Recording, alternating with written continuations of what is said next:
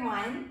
I'm going to be doing a series of episodes taking you through and breaking down 5 of my favorite Pilates suspension method active stretches. These are wonderful to do as a warm-up before any sort of workout modality or something just to increase your range of motion or do as an active cool down.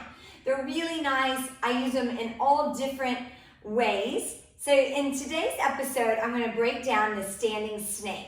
This is one of my favorite PSM active stretches. So first of all, you'll need any sort of suspension apparatus.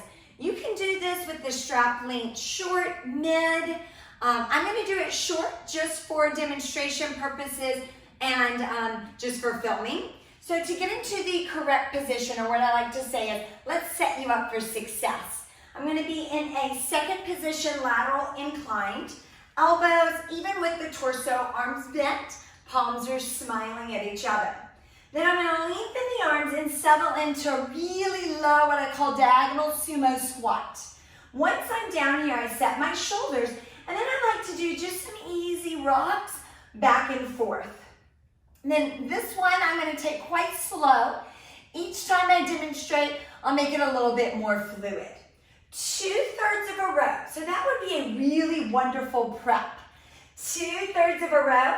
Lengthen to your diagonal sumo squat. 2/3 of a row. Diagonal sumo squat. Now we're going to go through the full expression. 2/3 of a row. Lengthen the arms, articulate head to tail into what I call a declined child's pose. Hinge at the hips. Go into a thoracic extension with eagle arms, palms are out. Flip the palms and come all the way home into your inclined sumo squat. Again, each one I like to rock side to side, and maybe I'm rocking a little bit bigger. Each repetition in between doing rocks or omit the rocks. Again, 2/3 of a row. Articulate head to tail, decline child's pose, hinge thoracic extension, eagle arms, and return home. I'm going to make it a little bit more fluid now. Getting my whole body warmed up. One more like that, 2/3 of a row.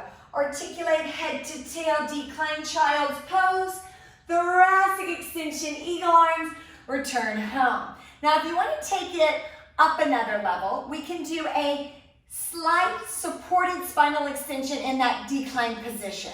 So this is what I mean. 2/3 of a row, articulate head to tail, and then I'm going to extend the spine slightly.